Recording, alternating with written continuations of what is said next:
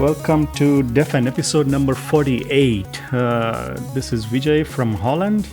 Ray from Belgium. David from Chicago. Hello, David. Hey, welcome to David. Defen. Welcome. Thanks for having me here. So, I think we were trying to talk about different things that are happening in Clojure world. And obviously, you've been working on Clojure CLR, so we thought, that'll be a nice topic for us to discuss today. So before we get into the whole discussion about CLR and on all the things that the work that you're doing, can you give us a brief introduction about yourself and what you're working on and where did you come to? How did you end up in Clojure world? Okay. I'm an academic by profession. I work in computer science, though for the last 25 years I've really been a college administrator. I currently serve as Dean of the College of Computing and Digital Media at DePaul University in Chicago. That's my day job. That's what pays the bills. I've been programming since, I don't maybe want to say how long, but I think I started my first Fortran program in 1973. Well, Right. And I probably wrote my first Lisp program around 1978, I'm guessing, when I was a graduate student. Okay. You win. I win a lot of things in that regard. If it just comes to being old, I'm working on it every day. It works a little better. You're winning every day. difficult to catch up. Yeah. So that's what I do during the day. It's a big place. We have computer science and design and actually a film school in my unit. Oh, wow. About 120 full-time faculty, 5,000 students. Wow, when you said 120, I thought number of students. And Oh, no, it's 120 faculty. Wow. That's full-time faculty, probably another 200 part-time faculty, Okay. 50 full-time staff. It's a big operation.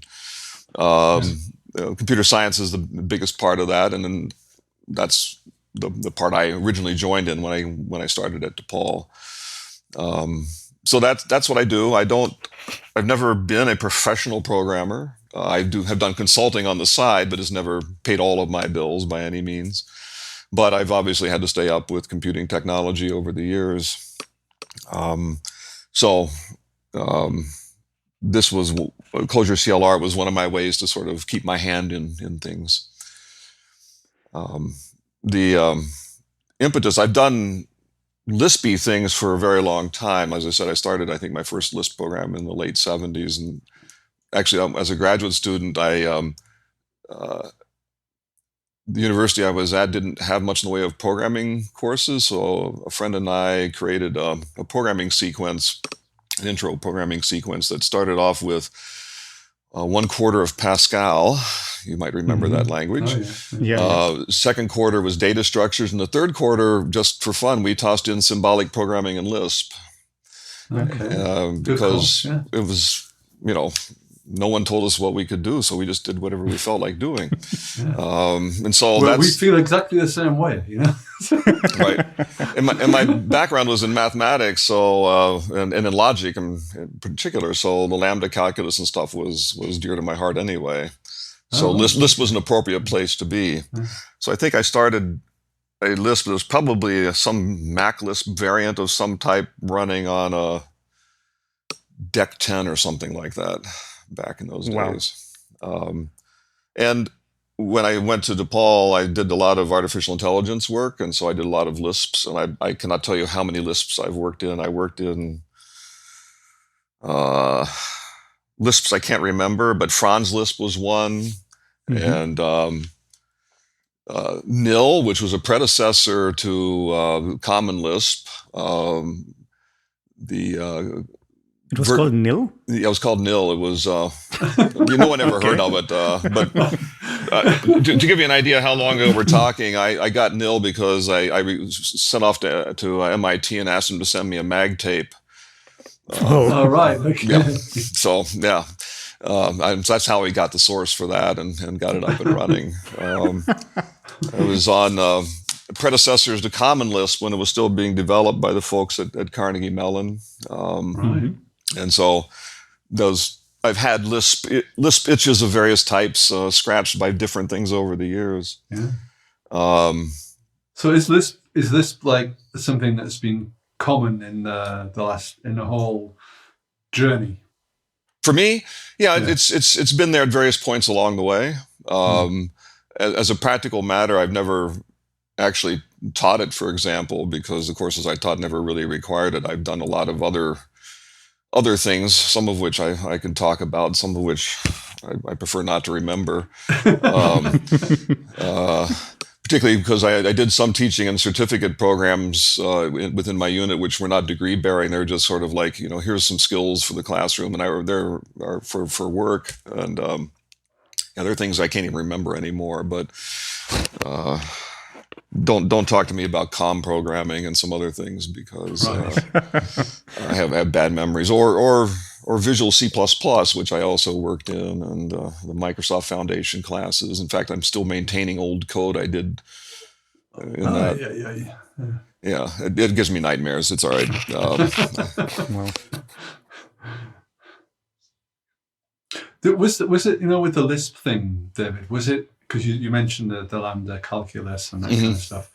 So was it like the functional programming stuff that got you into it, or is that something which is a separate matter as far as you're concerned? Well, I mean, of course, it's all Lisps are some variation of functional, depending on how you want to define that. So it was really more the symbolic programming aspects. When I was still doing some AI stuff, it was not the modern day. It was very much a much more focus on symbolic programming, and I actually taught courses in practically how to use symbolic programming techniques in industry. I actually did some consulting work that delivered in prototypes in Lisp, actually. How would you describe symbolic programming to people that aren't familiar with it? Well, I don't know, non-numeric, non-standard data structures. To give you an example of one thing I built, it was a scheduling engine for a steel mill that we defined a form of temporal calculus where we manipulated notions of intervals and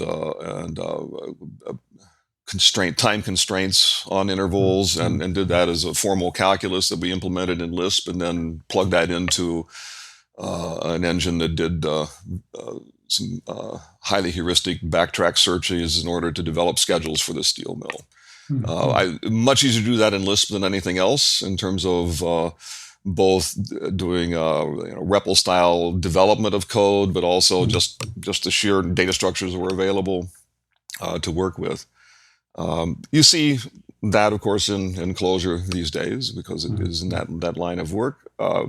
I re-implemented some of those things in C++, so you can be done. It's just not nearly as much fun to do it. Right. Okay. I think can we get to one of the burning questions that we have in this podcast regularly? I think I want to get that away first. So Emacs or some other shit? I mean, what do you use? Oh man, I've used everything, except editors that begin with VIM. I was going to say with V, but I've used Visual Studio a lot, so I took care of VI. I couldn't get it down to that. So I did Emacs for a long time. I've not been doing it that recently because of the kind of code I've been working on. I've been mostly programming in C# these days, which has landed me in the Visual Studio world, and I can live there. I can live anywhere. I started on punch cards, so nothing phases me. Yeah, exactly. That's what my next question was. But that was my next question, actually, because how did you see the transition of the tools as well? Because it's been almost 30 years of programming or 40 years of programming. So how do you see the tooling and the IDEs, and because starting from punch cards all the way into Visual Studio or Emacs? Well, I don't know that I can say anything tremendously insightful about it. I mean, obviously, moving up from punch cards to, even just, I had Emacs, some variation of Emacs very, very early, actually in the late 70s, I guess. I started working in it in different places. But I got to tell you, for a lot of the work I did in various places, Visual Studio was having the goodies to do the visual environment work, to build the interfaces. That stuff was all fine for me. The modern world is just as interesting. I mean, I'm liking seeing a lot of the lighter weight alternatives. I haven't had time to play a lot with like VS Code and some of the other stuff that's out there right now in that environment. But I'm I spend as much time in Notepad++ as other things. I go whatever I got sitting on a machine. My biggest problem is I've used so many things and switch around so much. It doesn't matter what tool I am. I'm always lost. I used to be really good at all my Emacs, keyboards, and Codes, but it's not built into my fingers anymore like it was. I mean, I was one of the guys that started getting repetitive stress injuries in my little finger from holding down controls and things like that. But right. Yeah. Watch out, Vijay. I think now I have the caps lock syndrome instead of control syndrome. Right. Yeah. You switched up. Yeah, and I think for better or worse, I switched to the Vim modal editing in Emacs as well. So yeah, it helps a bit. Anyway, so Clojure and CLR. So how did the project start, and how did you get into this thing? It started back around just over a decade ago. It was in late 2008, actually, when I started thinking about it.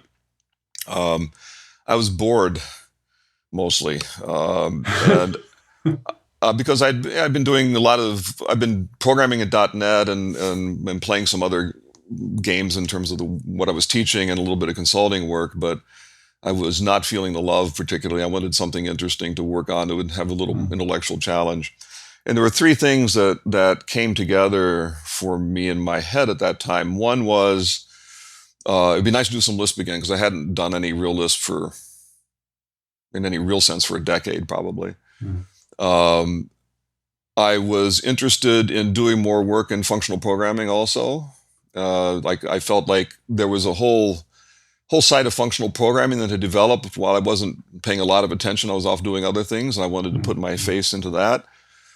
And I was also interested, because of some other projects that were going on, with how some of these things were being implemented on runtimes like the JVM and the CLR. In particular, this was around the time when there were things like Iron Python and Iron Ruby being developed on the Microsoft side, and I was just curious as to how they were approaching it. I have taught a compiler class a long time ago, but I never actually tried to develop that kind of thing. But I was just very interested in sort of what the techniques were. And as I was kind of playing things through in my mind, I just happened to run across an article about Clojure in a couple different magazines or trade pubs, and it just struck me that was the confluence that might bring all those things together. In particular, I knew that Rich Hickey was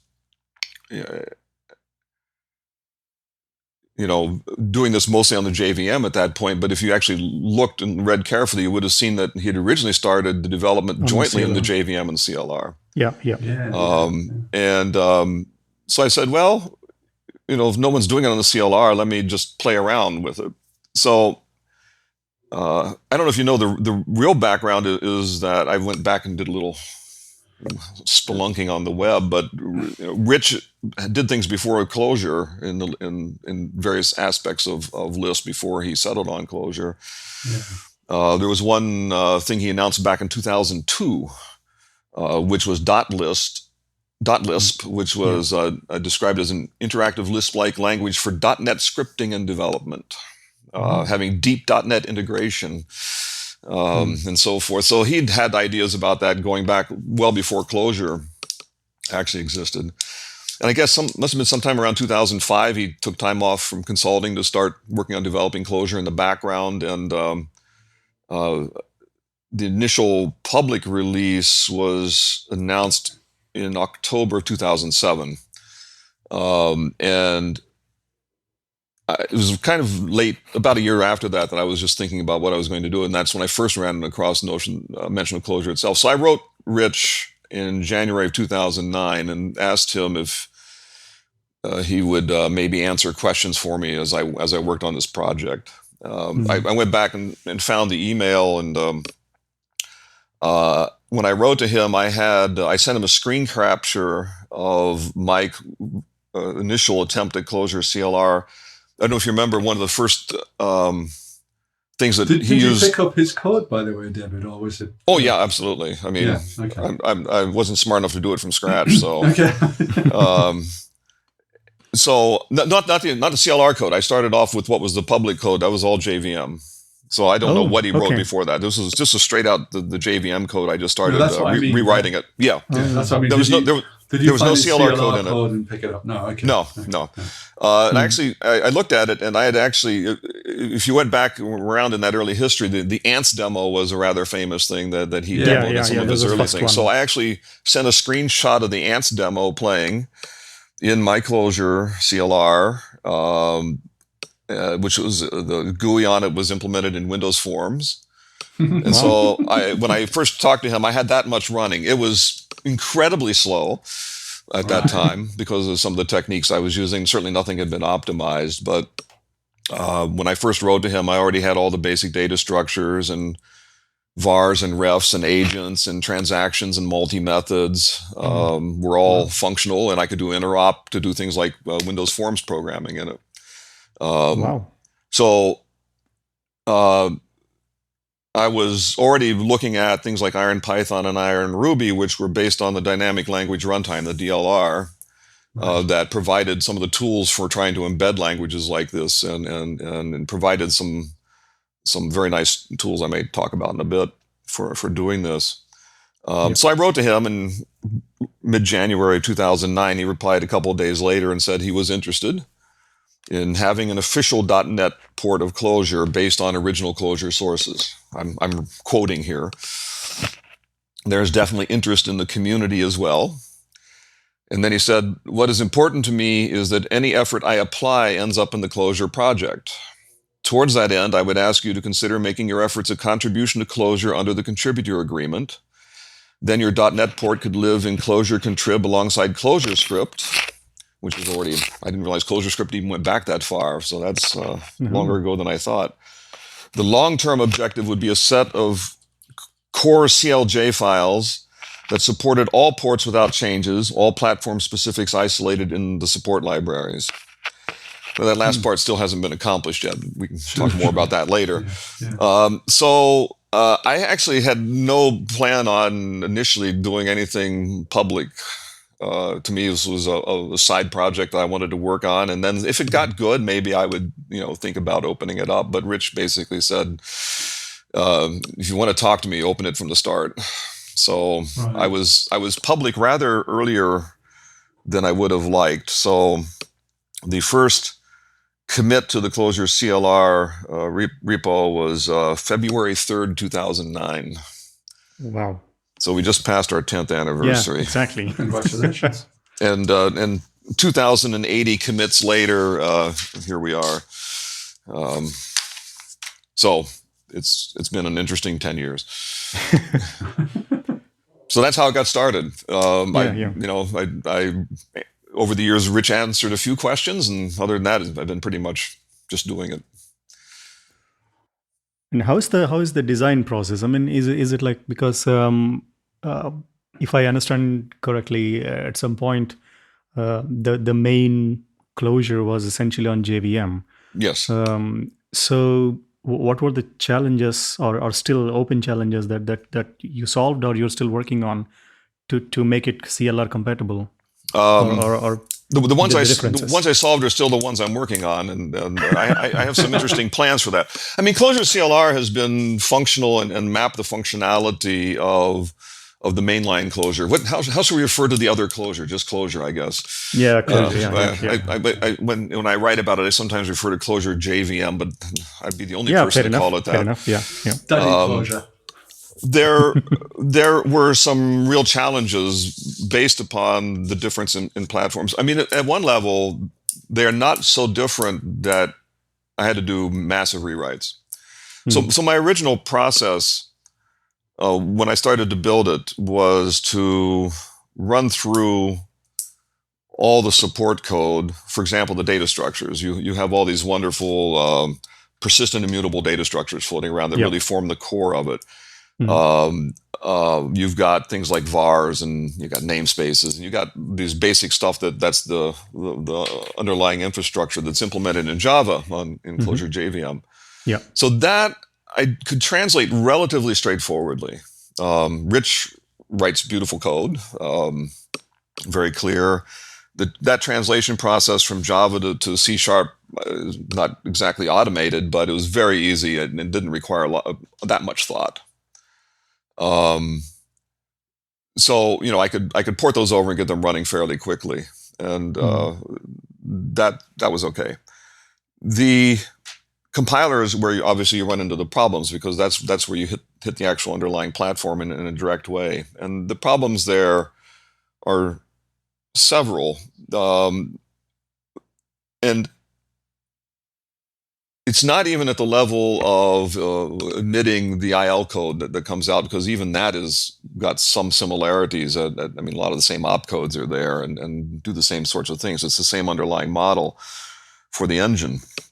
But where you run into differences are the things that the CLR has added or done differently than the JVM. And some of those I don't handle well today, and have some plans to do that. We can talk about that. Some of the things are like just assemblies. There's a whole different model for how you package IL code in the two things. So you have class files over in the JVM world. Is that what they're called these days? Yeah. Okay, Yeah, thank you. ones, And everything is, the class files are all individual at a class level, right? And you can just transport them en masse someplace. Everything is tied up in packaging into assemblies on the CLR, and so you really have to think a little bit differently about how that interacts. There are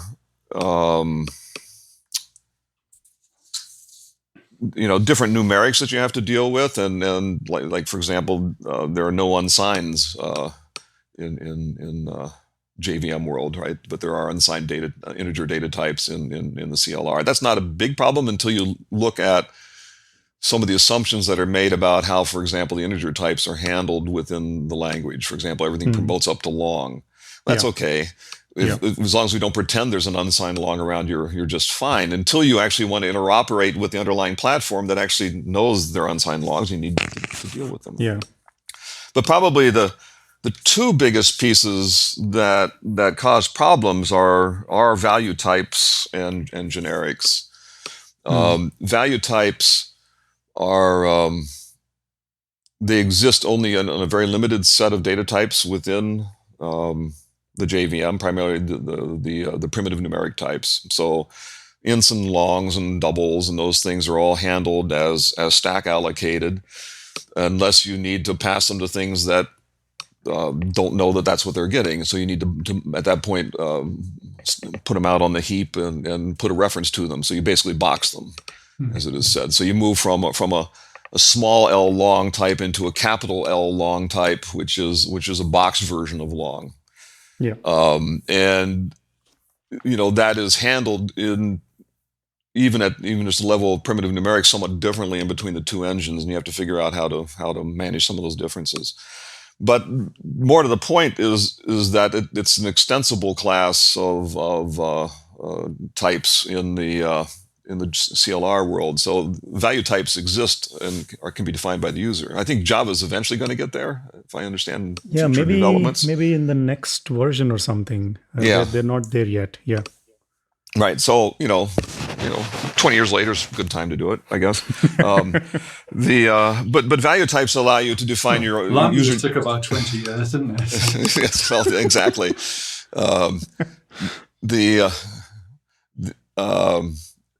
So value types allow users to define their own stack allocated types, essentially, and you get incredible performance improvements with those types if you can avoid going through boxing. I kind of half-assed the handling of value types because I was not trying to make significant changes to the compiler.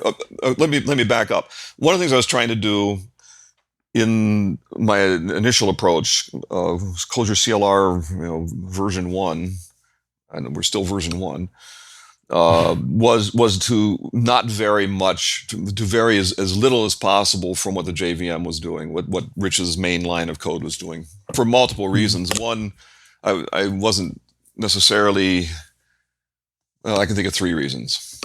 One is, if anybody else was ever going to take over this project, probably it'd be good not to have it deviate too much, so that they could more easily track changes across.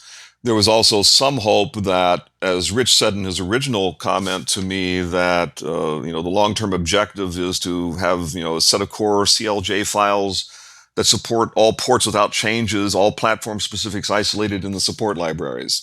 Not achieved yet. We can come back to that.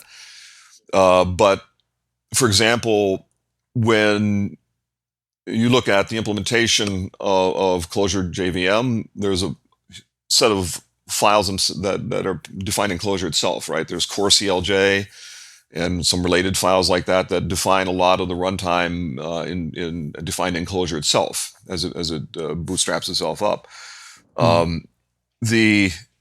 If you go today into Clojure CLR and look at core CLJ, it is all the line numbers are still preserved.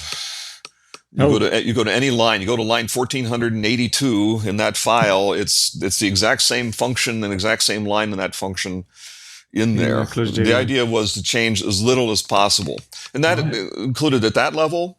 I couldn't do that for all files. Like there's some files where they embedded a lot of. They did straight out calls to their to the ASM library that does their IL generation. I had to toss that stuff. I can't do line to line on that stuff. But as much as I could, I wanted to keep that. The same thing was true of the compiler, particularly because in the early years, things were changing too fast. Rich, would put in variations on the compiler, and I don't know how long it took him, but running backwards like I was doing, it might take me several months of experimentation in the background to try to figure out how to translate some of those changes over into the compiler. So I didn't want to make too many changes while it was more in flux, because it was just too hard for me to track and make sure that I was doing semantically equivalent things. So I stayed very close, which meant there were things that could have been done in the Clojure CLR compiler that just didn't get done in this first round. So value types, for one, are not as handled as well as they could. What you want to do is try to avoid boxing as much as possible, and that requires a greater degree of analysis of the types that are being passed through in the flow of code in a function. But how does it, when you're talking about value types, because in Java, I think only the primitive things are the value types, right? Primitive numerics, Boolean. Yeah. So does it when I'm using Clojure CLR, is the syntax different to specify that this is different than JVM? No, because they still look like a class. It's just that as it's implemented and handled at runtime, the class being known to be a value type, when the IL that's generated for it, will keep them on the stack. So that I guess it's not the IL; it's the actual machine code that gets generated off of the IL. When you're dealing with a static type, it'll maintain it on the stack, unless it needs to be boxed out for some reason in order to pass it to something that's expecting a reference type, and that's when you have to box it. And then, the thing is, I don't have much. Obviously, I mean, I'm completely stupid about this stuff. But so if it is a stupid question, please shoot it down. So I'm thinking if the persistent data structures that you have, like maps and sets and vectors, they are value types as well on No, CLR. no, Okay. no. I mean, there's no point to do that because those typically the things you do as value types tend to be small. And Okay. Because you need to because put it on stack. Yeah. you're going to blow the stack out. I mean, Yeah. Yeah. and it doesn't make any sense to do it. So you're typically Yeah. doing it. To give an example, and I'm sure we'll talk a little more about the Unity and Arcadia guys later, who are Yeah. giving me all kinds of inspiration for new things to do. They're working in there with let's say a point type, a 3D point type. So it's basically Yeah. three floats, let's say. Well, Right. three floats is small. Right. And so to pass those around on the stack is very efficient. To sit down there and box them where, really all you need is three floats worth of space. And now you've got to have three floats worth of space plus pointers. A reference. And, Yeah. it just doesn't make any sense to do it. The problem is that they ran into is there's not enough analysis of the flow of types through functions in the compiler as it is right now that there's boxing that happens that could be avoided. And they get really quite incredible speed ups. They've done some rewrites of the compiler to handle some of these things that they can get really tremendous speed ups by just by avoiding the boxing. And so I'll come back later about how I might fix that and use some of their work. Yeah. But the other major piece that causes headaches is generic types. There are generics in Java, but they're not real. I mean, they disappear. They get erased. They get erased. Yeah. They are absolutely first class citizens in .NET. I think .NET put them in 2.0 or something like that. So they've been there for a very long time. Yeah. It was a significant effort, and it's a very interesting history about where those ideas came from. But they stole a lot of ideas from other aspects of functional programming languages and some other things, and they are true generics. And there are places in there where I don't think I've handled them as well as they could be, and it comes up in here and there. I mean, you can work with them, but for example, I did not, for example, try to build the immutable data types. Let's say persistent vector. Persistent vector in JVM, it's all objects. I mean, what you have is an array of objects, and conceivably, I could have made those actual generic types, which has its own set of problems. I don't think I'll get into today, but you could sit down there and avoid boxing if you did just a persistent vector of ints. You could avoid boxing all the ints. Yeah. Right. And save some space on that. You'd blow some of the caching characteristics if you tried to do that with really large value types. But I don't want to get into those details. I think it would still be a win just because you'd avoid the external references, or the boxing aspects of it. So, if we did that, I could play games where we brought in a persistent vector of ints, and you could play with that as equally well as you played with the persistent vector of objects. But again, that would be non-trivial change potentially to a variety of things. So those are the things I had to play with and figure out, and my goal was to keep up as best as I could with what was going on the mainline JVR Clojure, and just make it so that as easily as possible, people could try to use it, and also to port things across from Clojure JVM, like libraries and so forth. I think I've kept up mostly with less than a 6-month lag on the major releases in Clojure, mainline Clojure. I'm about 2 commits away from 1.10. I've got a couple other little fixes I need to put in, but 1.10 is really feature ready and could go out today probably if I wanted to. So I'm a couple months behind them, but that's usually what happens. Yeah, that's awesome. Yeah. Yeah. And what about the libraries like core async? Because I know C# has, or at least they have channels, or is it the similar concept like core async or other libraries? Yeah, the problem is I have to port all those. Yeah. And this is part of the problem and of using this tool is that the tooling is just not there in the same degree it is around Clojure JVM. It's a very small community, not that many people contributing to it. Anybody who's developing a library for Clojure is not going to do the work to make it run under Clojure CLR. And some things will work directly. There are some libraries, a few that I've brought over that work directly. It's because they have no interop in them. Yeah. If it's a straight Clojure library, I'll run it. That's not going to be an issue.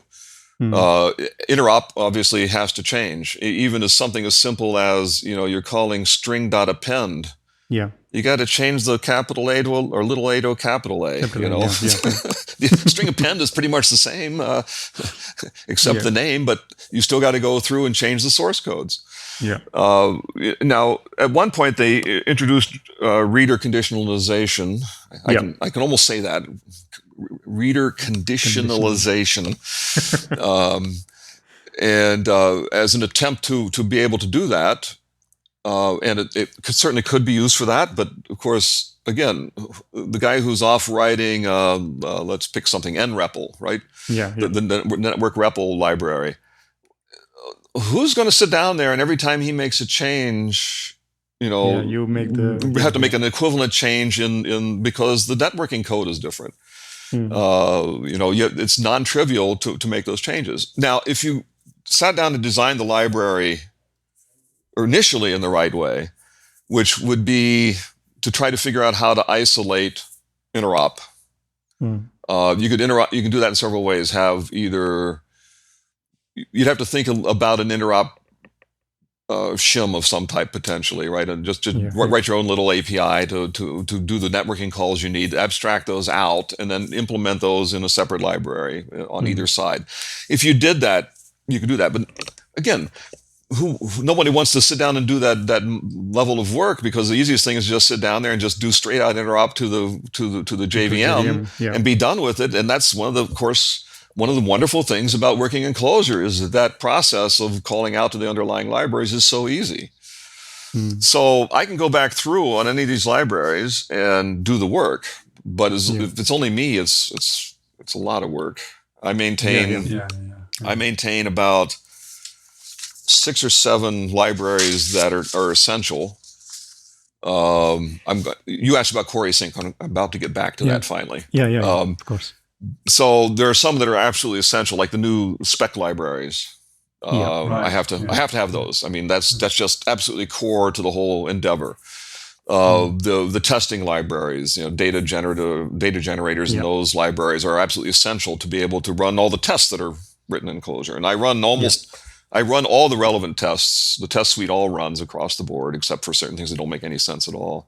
And that's part of the way I know that I'm matching what's going on the JVM side.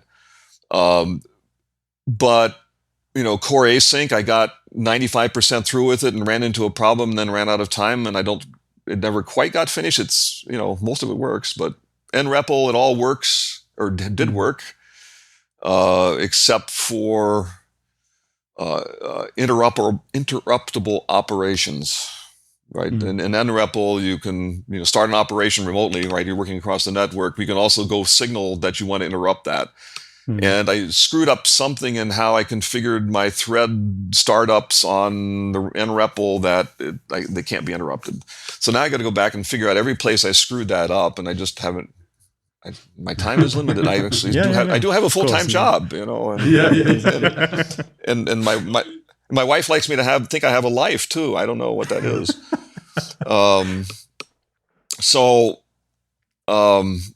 Those are. Core async was one of those that it just didn't. It's mostly done, and I should get back to it. But the press of trying to keep up with mainline Clojure, it's not 100% complete.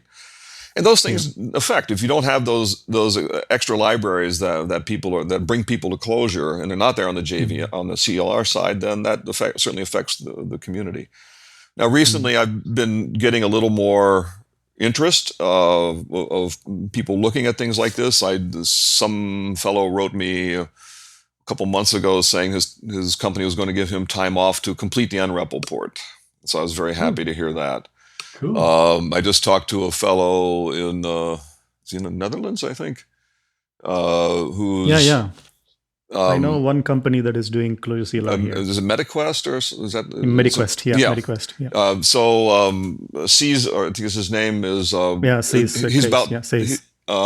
Is about to release some libraries that he did, which is to do some common work that would support both JVM and the CLR, and again, getting more of this stuff out there would be nice. The community is definitely an issue. There's not that many people using Clojure CLR. I have no idea how many. I do know of a few interesting projects here and there.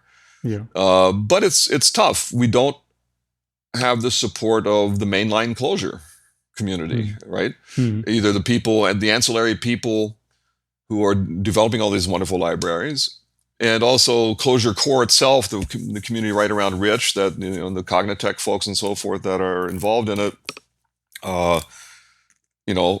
They're not interested because that's not how they make money. They do consulting work, and they're very clear about that. And I would guess if they had suddenly massive clients interested in the CLR, maybe they would be spending more time on it. So to commit to Clojure CLRs is tough. It's me, and then some people who I appreciate very much who've done some additional work and helped me out on it. But that's where it is. Plus, I know you're about to ask a question, but plus the Microsoft community in the world, particularly in the early days of this project, open source was not exactly the favorite thing in that community. If it wasn't invented at Microsoft, if it wasn't invented at Microsoft, it didn't really count. Even things like Iron Ruby and Iron Python didn't really get significant traction, even though they were very interesting projects. So that, of course, we've seen a massive change in the public stance towards open source in the Microsoft domain. So I'm hoping that will help. Microsoft owning GitHub, like, what the fuck? This is impossible to imagine. Because I remember, like 15 years ago or something, I was doing MSDN subscription and following through all the crap and all that shit. And anyway, Ray. No, I was going to add, I think Steve Ballmer once called Linux a cancer.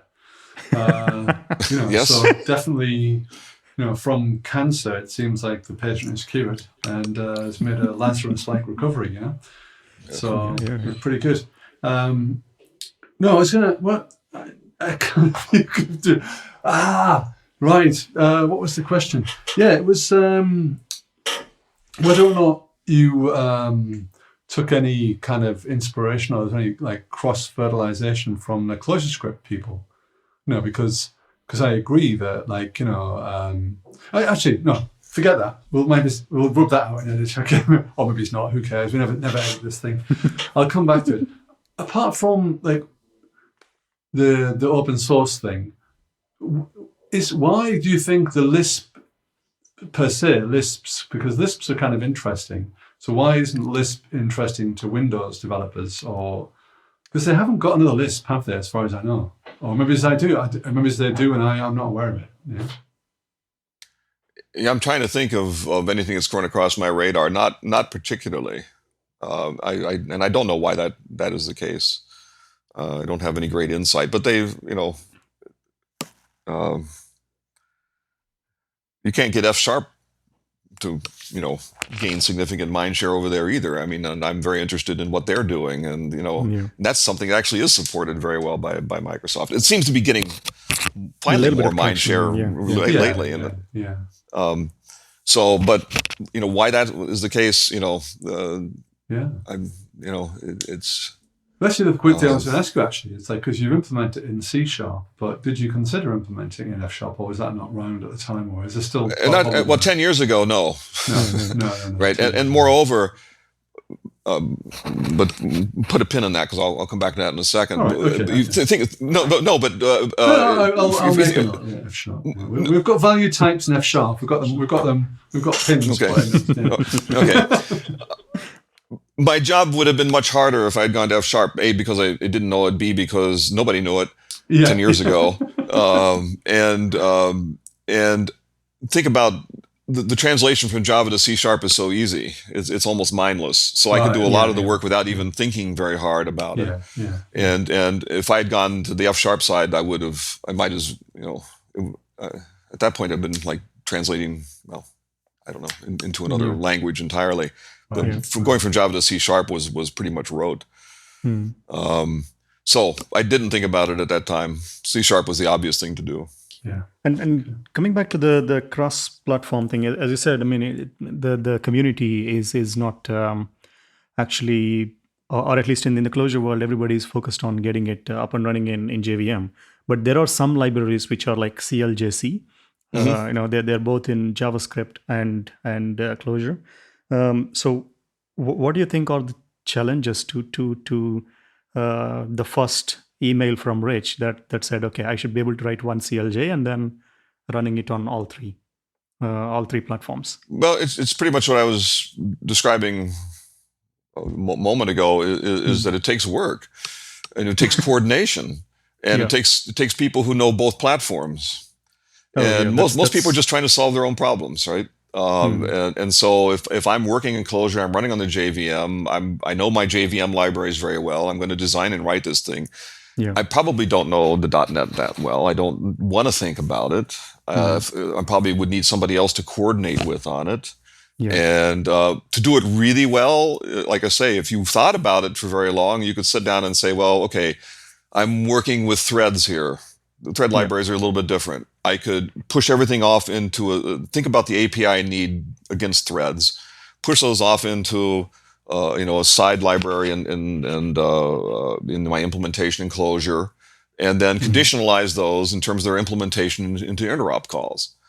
Not that hard to do for the most part. You can if you want to get fancy, you can even you could.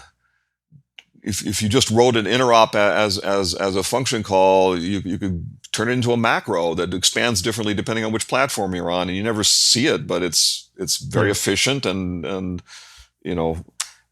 but who's going to do that? Yeah. So it's basically the. I mean, if you take a look at nREPL is very nice, but it's got things like data encoding library in there that you have to make changes to. There's different data types, how you interoperate with the I/O changes. Yep. So it's not that hard to do, but who's going to do it? Yeah. There's a bandwidth issue basically. It's issue. Yeah. It's not a platform issue. It's a human problem. Yeah. Right. There are a couple of things that we pinned down apart from the one that so the dynamic language runtime tooling. You're saying something about what kind of things are available on CLR to implement these things. Yeah, originally I actually used the DLR too much. The Python, Iron Python and Ruby generate ASTs, and when they do their parsing of the language, they generate ASTs, abstract syntax tree. And then they actually use the DLR itself to do code generation into the IL. And I found that didn't work well for me, and it was kind of slow for what I needed to do, particularly the way Clojure, you're doing everything on the fly. So and sorry, IL is like intermediate language or something? Intermediate language. So it's like JVM bytes, I guess. Bytecodes in JVM, bytecode, right? Yeah. So that's IL. They just I don't know if Microsoft never calls them bytecodes because maybe it's a trademark issue. I have no idea. Probably, yeah. So the intermediate language for .NET,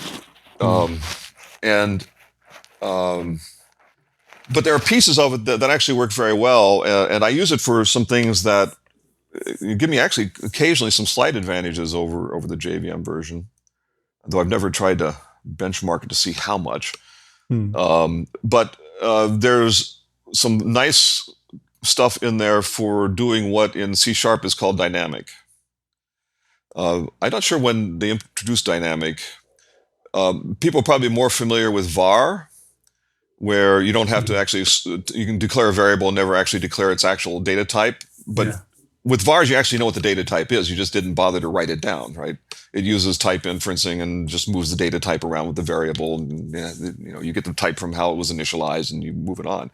Dynamic allows you, for example, to say, I want to do an operation like call method foo on this thing. I don't even know what the type of the thing is. And this is not, I don't know. It's not inheritance based. It's literally, I could send in two completely unrelated classes and at runtime dynamically have it figure out what it means to call foo on this object. Isn't it similar to invoke dynamic on Yes. on JVM? Yeah. Yes. Right. Which is a much more recent development. Yeah. Of course. Yeah. But the DLR itself supports what are known as call sites, which implement this. And dynamic call sites essentially sit down there and develop code on the fly to do the type discriminations necessary, let's say for a method call. So when it comes in, it knows nothing. The first time you call it, it'll sit down there and say, what am I calling this on? I don't know how to do this. It will go off and say, oh, what you are doing here is calling this method on this type. And it will generate a little hunk of code that says, if you have this type call, do this call. And if you then come into that same call site with a different type later on and it doesn't match the discrimination code that's sitting there to figure out what type it is, then it will add more code in and dynamically reconfigure that call site for you. So there's a bunch of support for doing that. So there's a bunch of places where in the CLR, if you're doing, you can get rid of a lot of reflection at compile time in Clojure if you put type hints in. Yeah. Right. And of course, a lot of people will code with type warnings on, right? So that reflection warnings on so that you don't have to do runtime reflection. And so you try to take care of a compile time. But in those cases where you can't do that, you then have to sit down at runtime. You say, oh, I've got this type. And let me go off and retrieve the method and do the appropriate filtering on the methods to find the best match and everything else. And I can do that I can use this dynamic call site mechanism that C# now has. And DLR is what originally provided that mechanism. And the overall process of just doing method matching, I'm using the same code that is used in these dynamic calls to do these discriminations. I can do that at compile time also and use that same set of code to do that. So that's primarily where I'm using the DLR is for these dynamic callouts at this point. So anyway. So that's the DLR tooling stuff that right. Okay. So let's talk about the Unity and how it is giving you new ideas in taking CLR, Clojure CLR in a different direction, probably, or better direction. Better direction. So there's two fellows in New York City that contacted me at one point. Tim's Gardner and actually Ramsey Nasser was the one who initially contacted me. And saying that they were using Clojure CLR, and I'm always happy when somebody tells me they're actually using it, except for the pressure it puts on me, and that they were using it in Unity. Unity works on the .NET platform, and they were actually bringing Clojure in there so that they can have a running REPL inside the Unity platform to do, Clojure style Lispy REPL programming on the fly in the Unity framework. And what they were running into were the things that impacted the performance of that, because they want to deliver games. I mean, game guys are serious. They like performance. Something about frame rates and things. They seem to care. I don't know. So they started reworking parts of the compiler and scratching other itches that were caused by things that could have been done better. One of those was redoing some of the code generation aspects and sitting down there and doing a better job of tracking data types through the functions so they could avoid boxing primarily. Mm-hmm. There is a little bit of work on trying to avoid boxing in this way. Beyond, you can pick up some of it by doing type hinting and so forth to avoid reflection and so on in Clojure JVM. But when it comes to the fact that they don't really support value types because all they have are the primitives, and even there they kind of, primitive numerics, and even there they kind of punt on it. So one of the ways they got efficiency out in terms of handling primitive numerics was to introduce primitive interfaces, where they introduced something like 350 new interfaces. Wow. Which all have one method in them called, I think, invoke static or something like this. Yeah. Why there are so many is because they ran through all of the type signatures for the parameters up to 4 parameters and the return type. So there's an interface whose name is OD, which is what I feel like when I look at 350 templates is OD. But that's one that takes, I forget which order the argument's in, an object parameter and a double return. Okay. So what happens is if you put, and so there's OD, there's OOD, there's L. They do it, but they only do it for combinations of object, double, and long. Okay. Okay. And so what happens is if you have an ifun, a Clojure function, that has type hints on the parameters and return type, and those type parameters say that, okay, I got a long here, a double here, and it returns a long, then it will generate an additional interface beyond the regular ifun interface that all the functions have in Clojure. It will identify, it will do whatever I just said, an ODL interface on it. And then as you're compiling against it, other things against that function, and they can detect that it's got this primitive interface, and if you got the right types sitting there, then you can pass the types in directly without going through boxing. Awesome. Yeah. So you can avoid the boxing steps on those calls. The problem is because they have to they need all these interfaces ahead of time, and they have to limit it, so it's only up to 4 parameters, and the return type all have to be object, double, or long. Yeah. And so everything's forced on that. Well, I have an infinite number of types I have to work with potentially, right? It's and not known ahead of time. But of course, this is where generics come in, because we have real generics, right? Generics aren't type erased away; they're real. I got a function type. I can say this is I can support the function interface with a double, and return a long. Yeah.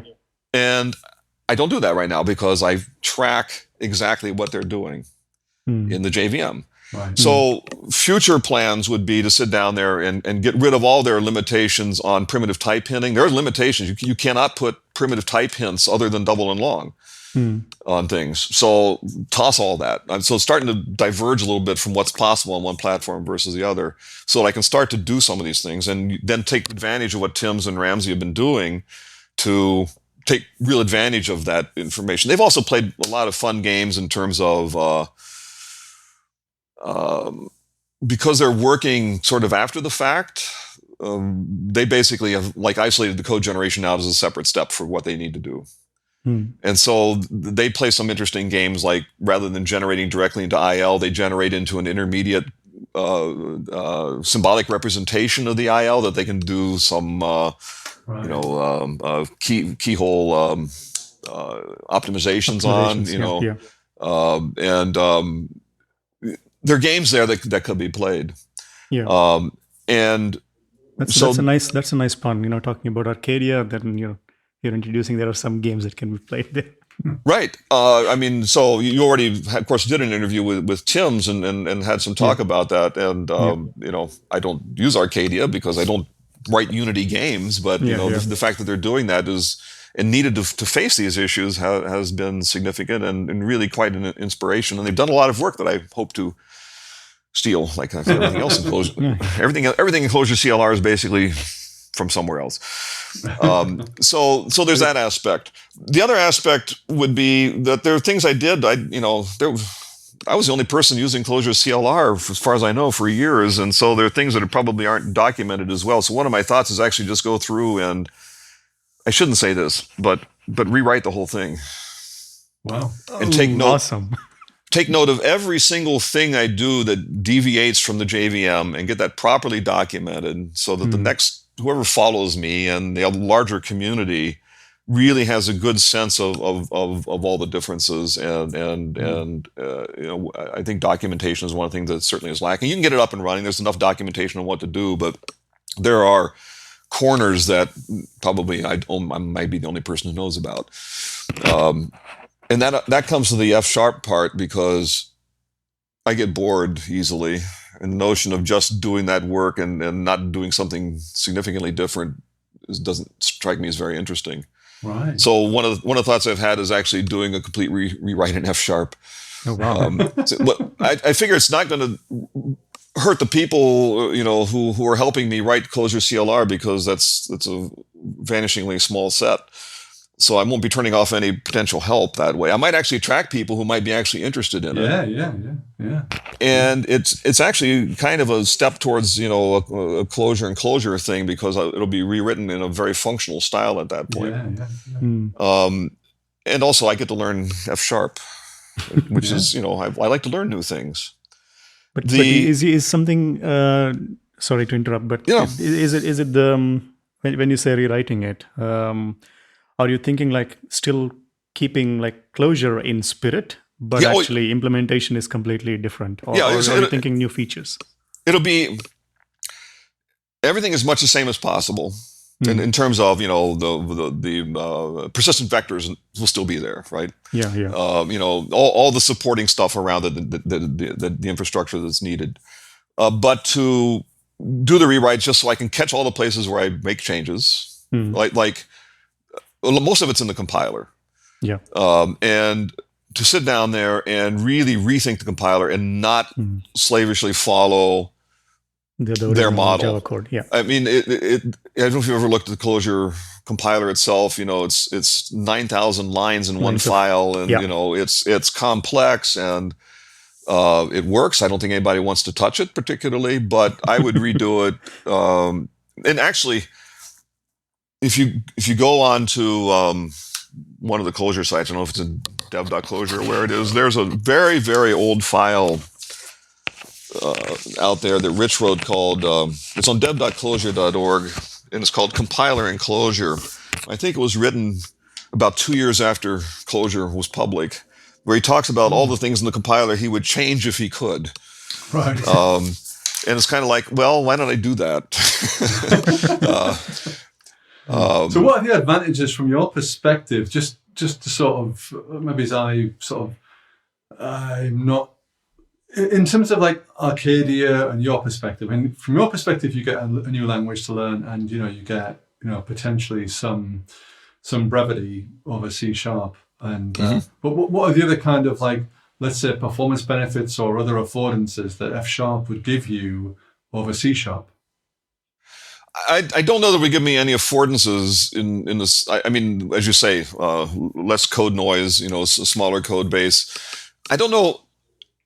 I'd like to use, I guess, in the design of the compiler, a little more of the sort of what you see when you look at the toy examples of doing things like compilers in F#, where you can really take advantage of the discriminated unions and so forth, the data types that they use, right. And just really write it very cleanly. And does it give you a better way to manage value types, for example? No, because either way, most of the work that's happening is what happens at runtime, right? It's doing the analysis. Yeah. It's the kind of IL you generate. I'm going to have to do that work in either language, but I think I'd rather think about it as I rework things in F#. I mean, if I'm going to sit down there and do a significant retooling of the compiler and change the kind of data structures it's churning out and sort of turning it into more of a multi-pass compiler that does a lot smaller work on each pass, and it should be much mentally easier to figure out what's going on. I think I'll just end up with a cleaner design. I could do that in either one. The F# thing is just me saying, it's partly discipline. If I re-implement the stuff in F#, I have to look at every single line of code. Right. Yeah. Yes. And think about it and understand why it's there. Go back and look at the JVM and say what's different about it, and really, it's besides my own interest in doing something different. It will force me as a discipline to sit down there and look at every single thing. I mean, I could translate stuff from Java to C# all day. Right. And rewriting it from C# to C#, it's easy just to cut and paste and say, well, that was good enough before. Yeah. You know. But you get fresh eyes, basically. That's the interesting thing about it. You know? Yes. Yeah. Yep. But it could be awesome as well, because especially given that now .NET is on Linux, it's on every platform. Yeah. So Yes. essentially, you can potentially take you essentially have like a cross-platform Clojure as well, but Yes. written in a better compiler rethought. The changes that are happening in the .NET world in terms of platform is extraordinarily exciting. Yeah.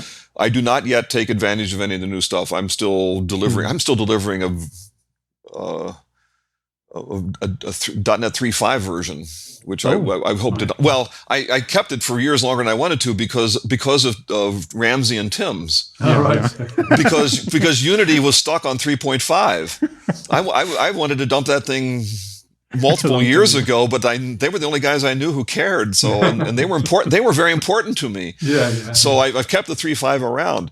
So one of the things that's kept me from making a quick jump into .NET Standard and .NET Core versus .NET Framework and some of these others is because initially there was no support for system.reflection.emit, which is the stuff that does all the IL code generation, because in the initial phases of that, they didn't know how to do that in a cross-platform way. Right. And as a matter of fact, they are now putting that stuff. It's already been put in as an external library, I believe, in Core, and of course, .NET Framework, the main line has always had it. They are going to put it in .NET Standard 2.2, is my understanding, and it's put in there in an interesting way. For example, you can detect whether or not the platform you're on actually supports IL generation or not, because some platforms do not. Okay. Which means, of course, you could go to a more interpreted mode on those systems if you could detect that was the case. And so that would present some interesting delivery issues onto platforms that don't support IL code generation. Just the biggest problem. What I don't know enough about the .NET platform to know what core is and what standard is and what these 2-point things mean. So do you mind just give us like a 2-minute on that one, just so we understand what the evolution has been.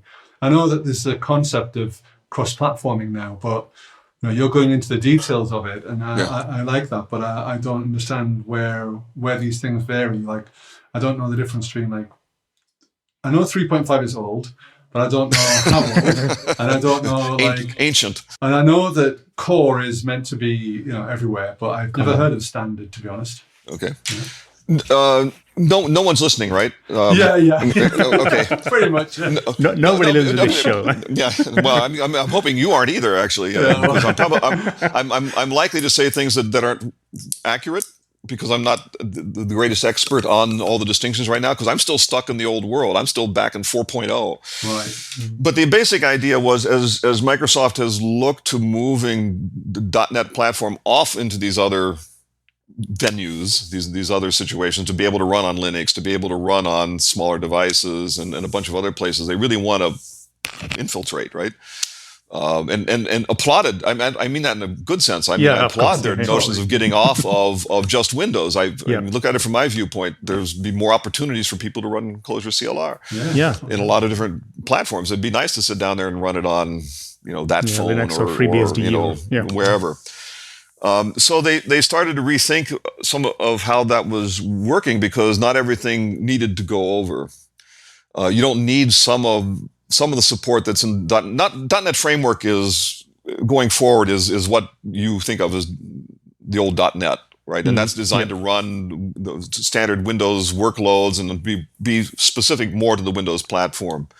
And as such, it needs all the support for all the different kinds of project types that are out there. So, ASP.NET, Windows.Forms, all of the traditional stuff.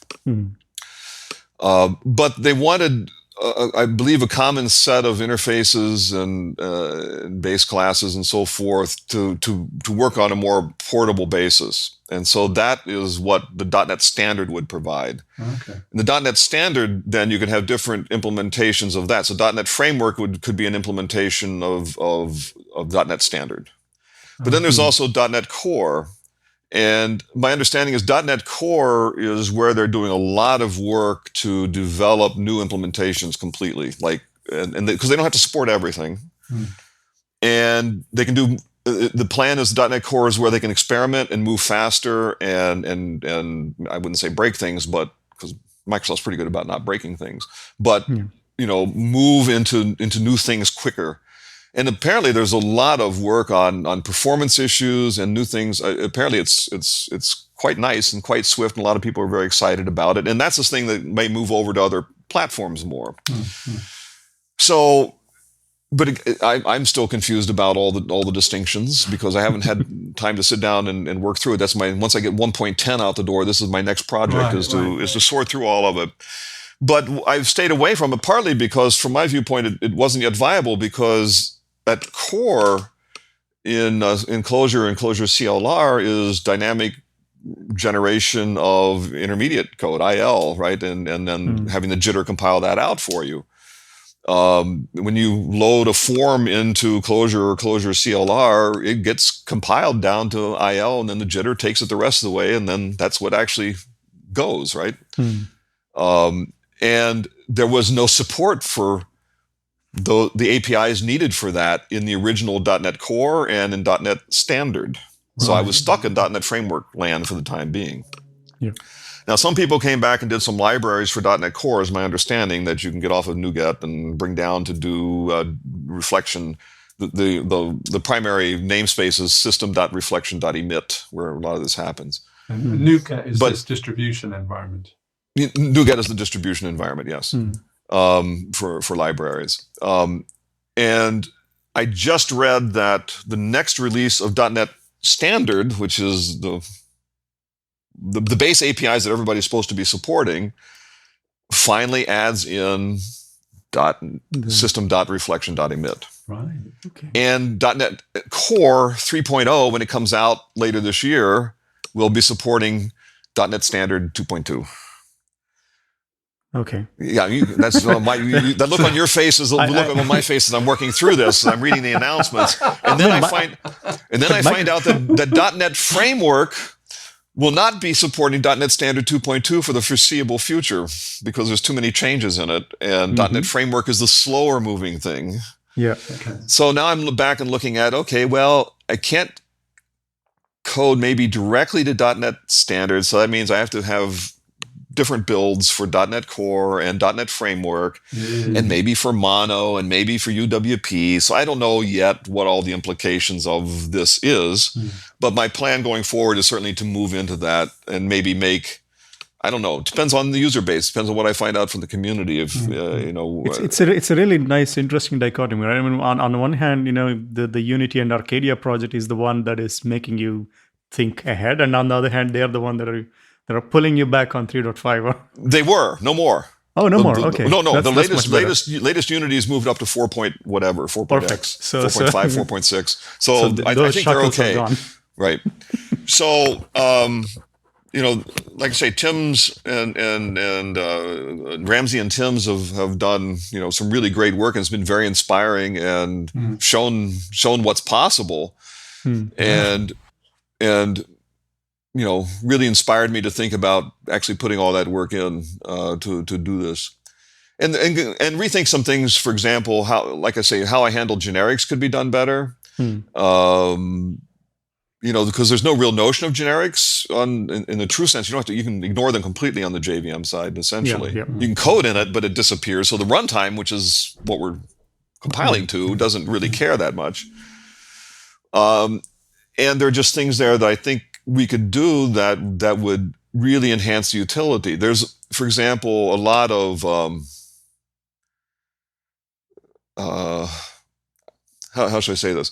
Let's say you build a protocol in Clojure, which is basically a Clojure style interface that allows you, but it's designed to solve the expression problem. So I can say that this built-in class that existed before this protocol implements the protocol, right? So it allows you to have this extensibility dynamically. Well, I can do that. Let's say I take a Clojure generic list of some type. System generic, whatever, system collection generic list of some type, and I can say, well, I want to extend it if the type arguments are object and object, let's say on a hash table, for example. But that doesn't help me for all the other types. Maybe I should be sitting down there and saying, well, why can't I make this extension using type variables? Right, so that I can, you basically, you want to toss me a hash table that's keyed with int and has string values. Well, right now I can only handle object because I'm hard coding those protocols in one by one. Why can't I do it with generic variables, for example? Put type variables in those generic calls. So there's things to think through that would fully extend some of the Clojure things like protocols fully into the .NET world. And that would be some of the other things I would be doing. Because protocols, I guess the nice thing about protocols is they do declare the kind of, like you say, the interfaces. So you can know what's going on in a compiler.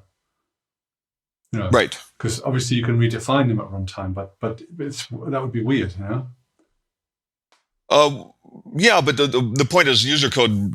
When you sit down and define a new piece of user code, for example, and you say, I want to interoperate with all kinds of different things, so I can define a protocol, IFU, whatever, and it's you can say, traditionally with interfaces, anything defined after you've got the interface IFU, you can say I implement IFU, but with protocols you can come down and say, well, strings implement IFU.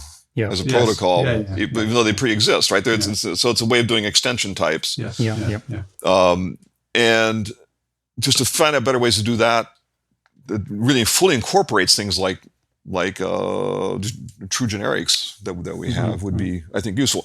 But one more thing on protocols is JavaScript uses Clojure script uses protocols internally for a lot of their implementation because they're in a totally different land in terms of object orientation in there.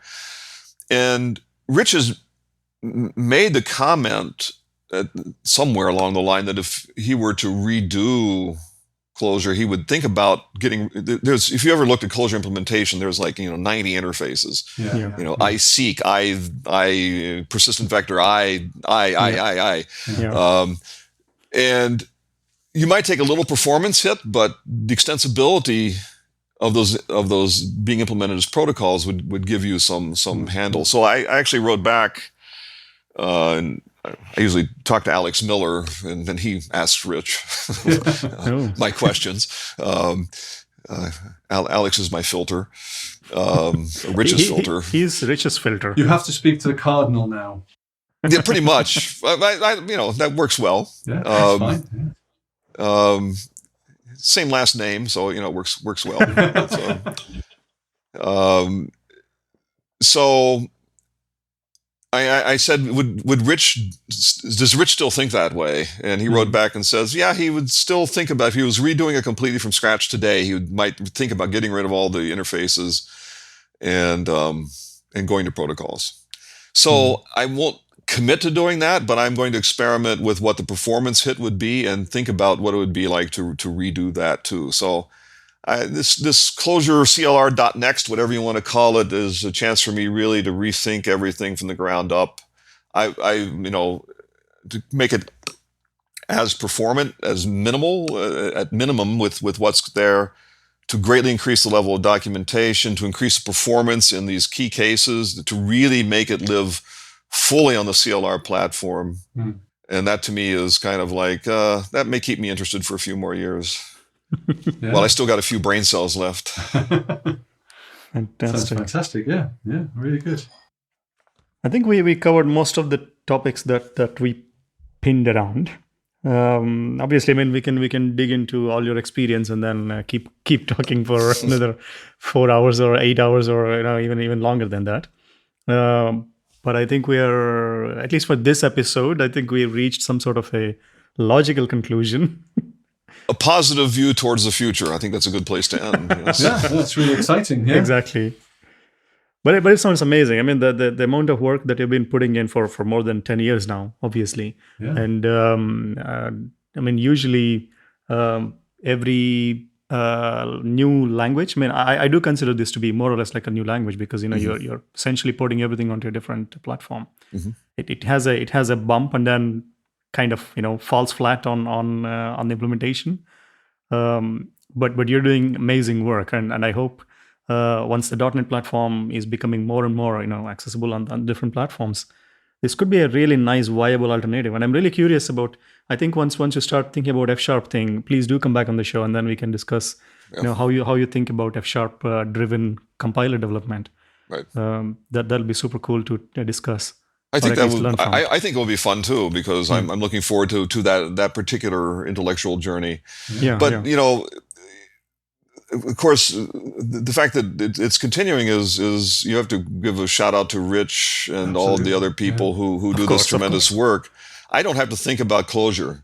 I mean, I don't. I mean, they're the guys thinking about Clojure. I'm not implementing in Clojure. Yeah. And that allows me to focus on the specific problem of what it means to have Clojure on the CLR. And, I've done that pretty much keeping very close to the mothership and hewing to that. And I think the next real phase for this is to just continue to dance the Clojure dance that to the tune they're playing, but add a few steps. Yeah. But this is I understand you're not thinking about Clojure as in the feature level thing, but I can see that this is implementing it against a spec is a different kind of work than implementing it, based on the code, because you don't have, like a spec that you can code to. You're essentially trying to reverse engineer how Clojure is built and then re-implementing it. So that's a different kind of work. Yeah, totally. Yeah. Fortunately, a lot of work has also gone on the Clojure side. There's a lot more documentation than when I started out. I mean, there's a lot more explanation of this is how things are supposed to work, and it's kind of before that, in the very early days, 10 years ago, that documentation wasn't there. I had, there's a couple web pages and the code. So now it's a different world too, and it gives me a little more. If I greenfield here, in that sense, there's a lot more to work from. So fantastic. Thanks a lot for your time and all the insights, and we'd really love to have you back on the show again to discuss F# driven, and where you're taking Clojure CLR. Yes. And any last words, Ray? No. I think what would be really nice would be to maybe sometime like next year to think about having like a round table, maybe with Ramsey and Tim's and David, because this seems like, to me, the kind of possibilities that performance for games that you could get in the CLR is pretty exciting to a large community, and I think there's a lot of people out there that could take advantage of this. So, what I was going to ask actually was, because you were saying, David, that there's a small community, but maybe it's this podcast, maybe it's a little bit, but maybe it's other things that Ramsey and David and Tim's that are doing I know that they're building more of a community on the Unity side, and it would be nice to see a bigger community developing around the CLR version as well, as Microsoft open up their arms a little bit. Nice to see Microsoft, chipping in a little bit in terms of, maybe one of their engineers, maybe, and again, I don't know, for instance, whether they do things like in Visual Studio, whether they have Clojure bindings and stuff like this. I don't know about those kind of affordances upstream. That would be quite nice, wouldn't it, to see those kind of things? Maybe they're already there, but It could be done. There was a plugin for Visual Studio at one point that hasn't been maintained to bring Clojure development onto Visual Studio. Yeah. There's a whole side of this we didn't talk about, but in terms of community development, but tooling is extremely important, and I want to pay some more attention to that because it's a place where we're a little bit lacking. But that's probably longer conversations for another time, day. Yeah, but it's really Yes, good. of course. Yeah, it's fascinating stuff. I mean, I think, definitely. We were talking before this about the fact that we kind of got the scheduling wrong way around a little bit because it should have been you first, then Tim's. But it's been, learning from both sides about the way the CLR operates, and that it's really. Interesting from a games programmer perspective, which is a lot of Clojure people talk about performance, but I really have does it really matter? But I know, as you say, David, for an absolute fact that Clojure the performance really matters on a games environment. So it's kind of interesting that your platform, your kind of version of it, is actually building out that niche quite heavily. So it could be an interesting place for people to go who are interested in that. More generically, as you say, because the people that are doing the Arcadia stuff now, they're making very specific benefits for them. If you do these generics things, that would broaden the value of the platform more widely, I think. So I think there's some exciting times ahead by your description. Yes, I hope so. I mean, I'm excited by it, which is a good thing. It's a necessary thing. a decade into this, I need all the stimulus I can get. So keep the dopamine going. Yeah. Yeah. So amazing. Yeah, so fantastic. I think that's on that positive note. I think we'll close this episode for now. Hopefully, one day, I was thinking, we can have you. David, of course, and then Rich, and probably Mike or David Nolan together, and then see, Clojure script, CLR, and then Clojure, and then we just step back and then learn from you. That'll be an amazing panel. Let's see. Actually, if you got those two in the room, I'll step back and listen too, because those are some really sharp guys there, and I'd love to hear more about what they have to say. Yeah. But thank you. We'll try. Thank you very much for inviting me to join you today. This is actually the only time I've ever publicly talked about Clojure CLR in 10 years. So wow. Okay. Oh wow. Scoop for Devin. That's amazing. Yeah. Well, it's been an absolute pleasure. You heard it right here. Yeah, no, it's been an absolute pleasure. I'm amazed because you're such a good talker and so passionate. I hope you do it more of it. I'm sure there are other podcasts in the Clojure world and conferences and stuff that would love to have you. So keep it up, man. It's good stuff. But put a pin in it too. We'll come back and circle around in a while and see if I've actually done anything. Yeah. So, well, you've already done a lot, so Exactly. The new things. Yes. So thank you for that. Because I'm very interested in seeing that story. So. Okay, so that's it from us for episode number 48 with David Miller and discussing Clojure CLR. And if you're on Windows or if you're using .NET CLR, do check out the Clojure CLR stuff and reach out to David on Clojure in Slack or something to see how you can contribute. And of course, there seems to be plenty of work that still can be done to make it awesome. Awesomer, rather.